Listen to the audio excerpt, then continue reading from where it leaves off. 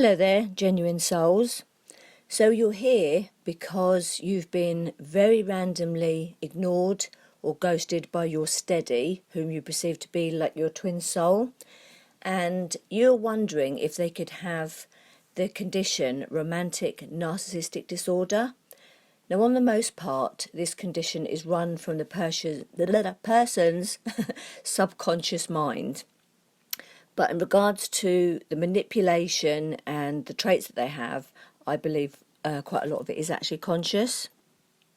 Now, in other videos, I've given you examples of the classic love bomb and the traits that go with that. We went over the devalue and the traits that go with that, and I covered the very cruel disregard that comes with the unfortunately loving a romantic narcissist without even knowing it. So what actually happens after this disregard, post-disregard? You've been going steady for months. You perceive them as a nice, genuine person. They've spoilt you very, very well due to the love bombing. You believed they were your twin soul in regards to them mirroring you and basically faking that they're very much like you. You fell in love with yourself. I'm sorry to have to tell you this, but it's absolutely true. The romantic narcissist will change the facade for whomever it is that they are love bombing. So they've ghosted you. Now, a couple of weeks ago, or maybe a month or so ago, their usual constant reassurance, loving attention went a little bit flaky. They kind of went missing for a little while. They suddenly had errands to do or jobs to do for friends and things like that, favours, and they didn't tell you till after the deed was done. But of course, when they come back to you, the words and the sentences are all put in the right order, in the right way, and this appeases you, and it's out of character for them. So generally you believe what they're telling you.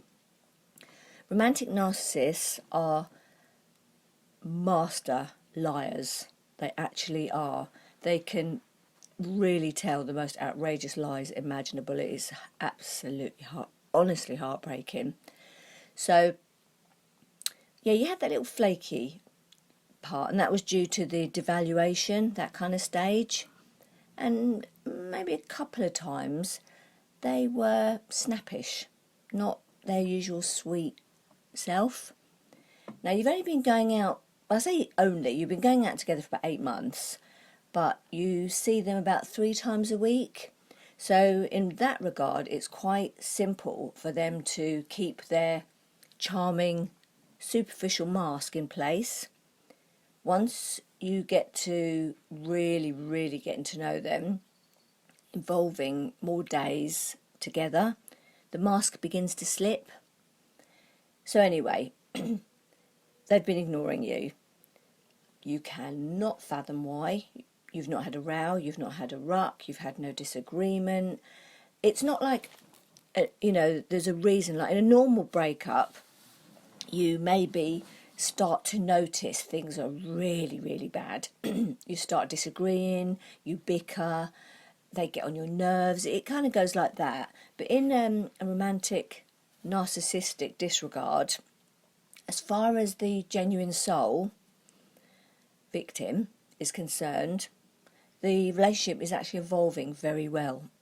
It's probably gone from you like them, they're okay when you met them first of all, you went out on a date with them, that you like them even more, they definitely perceive to be liking you. Then you meet them again, they spoil you at the date, they seem to, know all the things about you and pay attention to what you have to say. You like them even more. It goes from, text messages, morning, noon and night, you're liking them more. They are just everything you could perceive. They let you know about the family, the friends, all this sort of thing. The like very quickly turns into I like you a lot. You're growing epically fond of them. Naturally, you are going to fall in love with this person who is very, very much like you. You have so much in common, the same values. you hold the same things close. So it's evolving, the relationship. You've gone from a couple of dates, then it goes to 2 days a week, then it goes every single weekend or every other weekend. You see them, you go out, you start to have weekends together, they meet your friends, you meet theirs. I know I'm going back over old ground for those of you that have heard this before, but this is just for newbies that are just coming in. You're having a lovely dinner. Nothing's really a problem. It's like always. You've just gone from weekends, because they've been busy doing favours and stuff for other people, to evenings during the week. So you go home, you made love that night, it was perfect, you talked about the future. They definitely led you on to believe that you had a future together. They may have said something like, I'm ready to settle down. Now, why would they tell you this? Why would they tell you they are ready to settle down, or something along those lines, if it wasn't directed at the person they're talking to or to you, especially not your boy or girlfriend? But this is how cruel the narcissist disregard actually is. So a couple of days go on, you haven't seen them, you message, nothing. Very, very long gaps. You message, nothing. You're starting to feel a little bit anxious inside. You're not too comfortable. Then they message, oh, it's all loving, it appeases you. You're feeling good about the message. Fine, you go off, skip off, do your thing, go to work. You message, nothing. Long gap, whole day long, all day long, nothing. Next day, you've gone the whole night, you can't sleep. Where are they? Why have they not messaged you? It's very out of character for them. They're so attentive as usual. So next day, I think it probably say something like 1 o'clock, they do eventually message you. Oh, it's lovely. They give you lots of lovely excuses, where they've been, what have they been doing. Please remember, always remember this. Words and sentences count for nothing, okay? Especially in this sort of relationship. Actions speak louder than words. You're probably led on. You're told, oh yeah, I'll see you at the weekend. So you kind of hold up looking forward to the weekend. But lately it's been a bit flaky. Like, they have let you down a few times. You're supposed to meet their family, but the last minute they weren't able to do that. Again, that's down to the disregard. So weekend, say, like, starts to come up, Friday night, you haven't heard from them. My tongue is in such a twist today. Then you're getting a bit anxious again. There's a lot of anxiety from this point forward.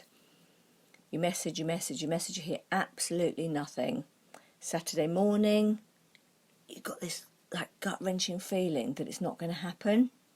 And you think, oh, probably they've had one of their errands to do again. They've probably gone missing. Now, you'd think, anybody listening to this would think, oh, the genuine soul's just a flipping idiot. But what they have to remember is there's a program called Romantic Con Man, McHamish, and I think it's on YouTube. He managed to fool some of the most intelligent, beautiful, successful women ever.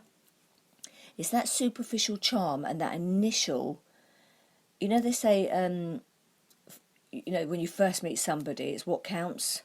You've got one chance to make a good first impression. Well, most of the time, romantic narcissists do make a very, very good impression. So, of course, that's what you go on. And for months, they have been really, really fantastic. I mean, better than good. They really, really have. And the flakiness really comes at the devalue stage. That's when they're bored. They're bored and they're looking for another project, because each one of you is a project or a source. You'll see it sometimes being called as a source. So the romantic narcissist is now onto another project, probably love bombing them. The old source now gets the breadcrumbs.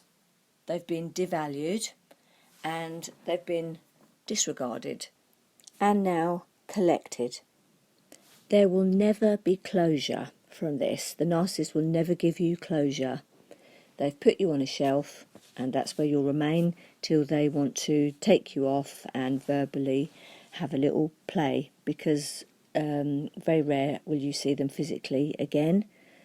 Now, you will fully recover from this.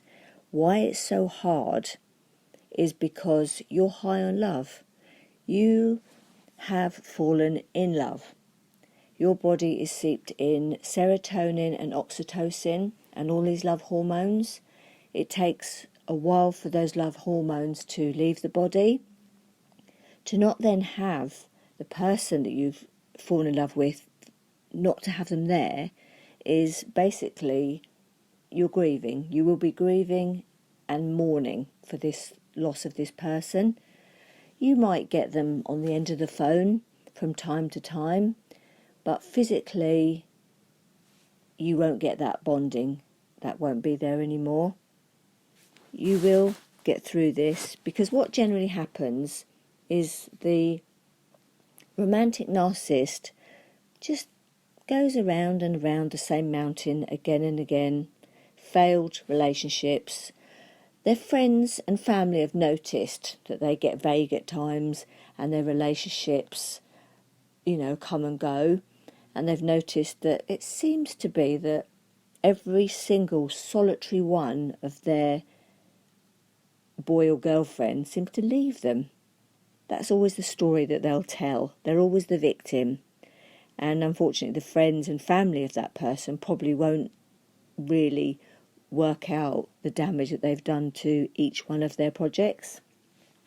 Now, the genuine soul will recover fully, and they will go on to meet another genuine soul, and together they will thrive and live a very happy life.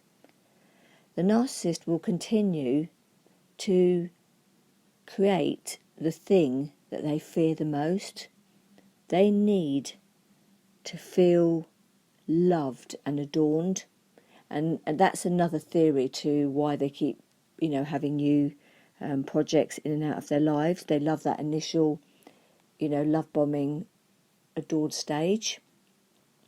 They won't get what they want, because in turn each one of the genuine souls falls out of love with them and ends up having, to be honest, very little respect for them at all, if any. And you genuine souls had a very, very lucky escape, because occasionally some genuine souls are kept. Ooh, you don't want to be one of them.